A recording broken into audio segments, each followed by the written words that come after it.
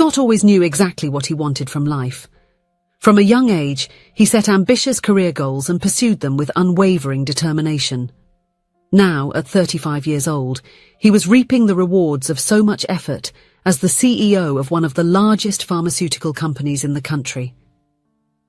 The office on the top floor of the towering corporate building was the ultimate symbol of his success. From the wide panoramic window, Scott looked out over the city at his feet, feeling on top of the world. There was everything he had always desired: power, prestige, wealth. And he had achieved it all on his own, without being distracted by relationships or sentimentalities. Scott grew up hearing the story of how his father gave up an extraordinary professional opportunity in the name of love. At the time, he was engaged to Scott's mother and turned down a job offer abroad to stay close to her. The two married soon after and built a simple but happy life. Although he admired his parents, Scott saw that decision as a mistake. He always thought that if he were in his father's place, he would have chosen his career.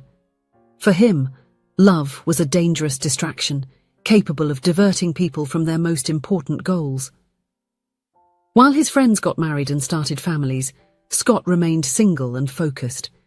He couldn't understand why someone would give up their freedom to tie themselves to another person. Once at the bachelor party of a close friend, he couldn't resist and asked, "Why are you doing this? Why get married?" The friend smiled, his eyes shining in a way Scott had never seen before. "You know, Scott, I didn't understand it either. I used to think marriage was a prison, that love was something from the movies. But then I met my fiancé and everything changed. It's hard to explain, but when you meet the right person, you just know. It's like a part of you that you didn't even know was missing finally fits in place. Love takes you by surprise and changes everything. Suddenly, you can't imagine life without that person.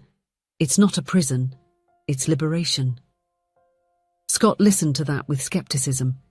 He believed his friend was being naive, letting himself be carried away by emotion. Love was for the weak, he thought. He was strong enough to go it alone. It was a sunny Saturday, and Scott was at the office as usual. He had no family or social commitments to fill his weekend, so he took advantage of the time to get ahead on work in the silence and tranquility of the nearly empty building. Focused on an important presentation, Scott didn't notice when he spilled the cup of coffee on the desk. The dark liquid spread quickly, staining documents and dripping onto his impeccably white shirt. "Damn!" he cursed, jumping to his feet. He then remembered there were some promotional company t-shirts stored in the supply room on the second floor. He decided to go down to change his clothes and get material to clean up the mess. The empty corridors echoed his footsteps. Scott rarely visited the lower floors and felt almost like an intruder in that company, which was like his second home. He finally found the supply room and swapped his stained shirt for a t-shirt with the company logo. He also grabbed some cleaning supplies. Suddenly he heard footsteps approaching. He quickly turned around and came face to face with a young woman entering the room. Both were startled and let out a muffled scream. "My God, what a fright!" exclaimed the young woman, placing her hand on her chest. "I didn't know there was anyone else in this building besides me and the reception security staff." She looked Scott up and down, noticing the promotional t-shirt and cleaning products in his hands. "I'm Alexa," she said with a friendly smile. "I'll let you continue cleaning and get back to my exciting work." Scott realized she had mistaken him for the janitor, but for some reason he didn't correct her. He felt intrigued by that unexpected presence. "I am Scott," he replied. "What are you doing here on a Saturday?" Alexa sighed, a mix of frustration and resignation on her young face. "You know how it is. I'm the intern, and every job that nobody wants lands on me. Not that I'm complaining, but when I was selected for this position, I thought I would learn more, have opportunities to showcase my skills. But I end up just being a messenger girl, filing documents and filling out spreadsheets and reports that no one wants to do." As she spoke, Alexa was already moving away towards her desk. Scott, not quite understanding why, followed her. There was something magnetic about that young woman, an infectious energy that drew him in. "I finished my marketing course recently," she continued, organizing papers on the table. "I have so many ideas, you know. I wish I could put them into practice, make a difference. But for now I'm here, paying my bills and dreaming of the day when I'll have my own agency." Scott listened, fascinated. Alexa spoke non-stop, jumping from one subject to another with an enchanting ease. Her eyes sparkled when she talked about her dreams and plans for the future. It was refreshing to see so much enthusiasm and determination. Suddenly she stopped and looked at Scott, who was still holding the cloth and the cleaning product. "Sorry for all the talking, don't you have to get back to work?" Scott looked at himself, recalling his unusual situation. Sure, I'll get back to work," he replied, heading toward the elevator. He was about to enter when something made him turn back to Alexa once more.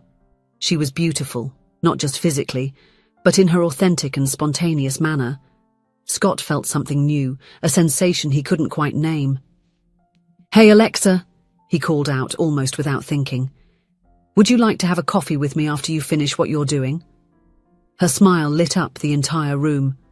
"Sure, 1 more hour and I'm free." Scott returned the smile, and as the elevator door closed, he let out an involuntary sigh. "What is this?" he asked himself, unable to stop smiling. An hour later, the two were walking side by side towards a small cafe in the neighborhood. Scott felt strangely nervous, like a teenager on a first date. Alexa, on the other hand, seemed perfectly at ease. They sat at a table by the window. The aroma of freshly brewed coffee filled the air. Alexa spoke animatedly, gesturing with her hands. Scott just watched her, enchanted by her energy. "You know," she said, leaning in as if to share a secret, "don't tell anyone, but my university friends and I are about to open our own marketing agency. We've already rented a place and soon I'll resign to follow my dream." The conversation flowed naturally. They talked about their families, their favorite foods, movies, music, their dreams and fears. Scott was surprised to find himself sharing things he had never told anyone. With Alexa, he felt comfortable letting his guard down. The hours passed without them noticing. When they finally realized, the tables around them were already empty, and the cafe staff were beginning to tidy up the place to close. They said goodbye on the sidewalk, promising to meet again. Scott didn't mention his real position in the company, fearing it might change the dynamics between them. In the days that followed, Scott found himself constantly thinking about Alexa. His routine, once so methodical and predictable, now seemed empty without her presence. They agreed to meet a few times after work, always in discreet places away from the company. With each encounter, Scott felt closer to Alexa. Her infectious laughter, her unwavering optimism, and her unique way of seeing the world fascinated him. For the first time in his life, Scott began to question his priorities.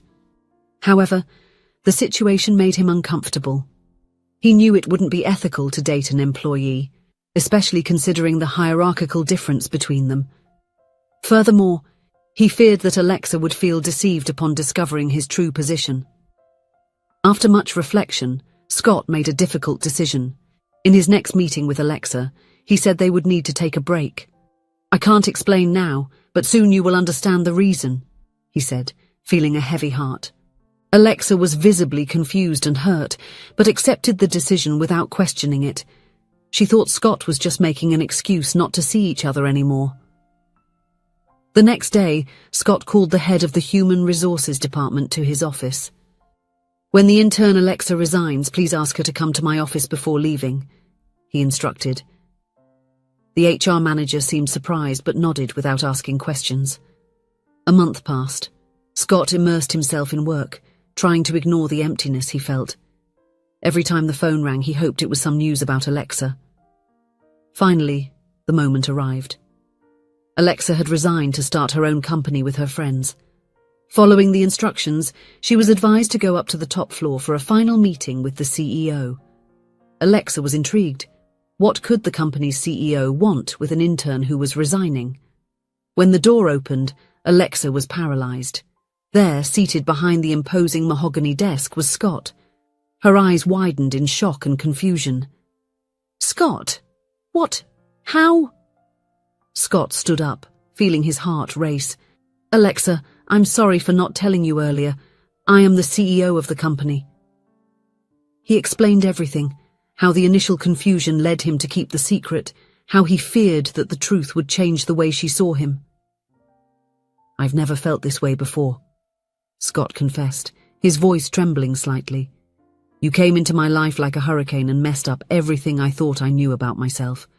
For the first time, I realized there are more important things than power and professional success." Alexa listened to him in silence, tears shimmering in her eyes. "I asked for some time because I knew you would soon resign, since it wouldn't be ethical for us to have a relationship while you were still an employee of the company. But now, if you want, there's nothing stopping us from being together." A bright smile spread across Alexa's face.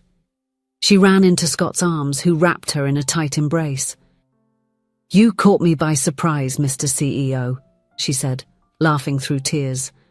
"But I think I can forgive this little omission."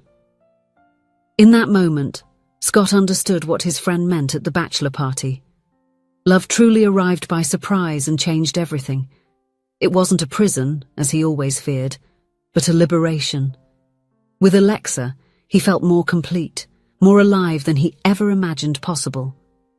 There, at the top of the skyscraper that always represented his professional success, Scott discovered that the true pinnacle of the world was being in the arms of the loved one. Love was not a distraction from his goals. It was the most important goal of all. As he watched the city below, Scott thought of his father. He finally understood the choice he had made so many years ago. Some opportunities are too great to be measured in money or status. Love, when true, is the greatest opportunity of all. Scott smiled, holding Alexa tighter.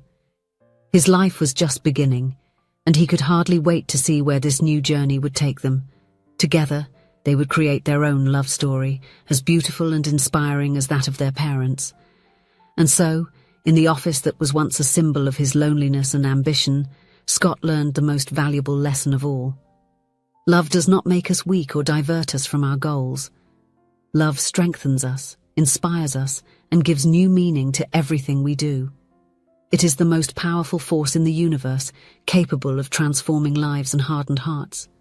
You just have to be open to receiving it when it arrives, often in the most unexpected way. If you enjoyed the story, please leave a comment with a rating from 1 to 5 to show how much you liked it. Also, watch the video that is now appearing on your screen. See you soon.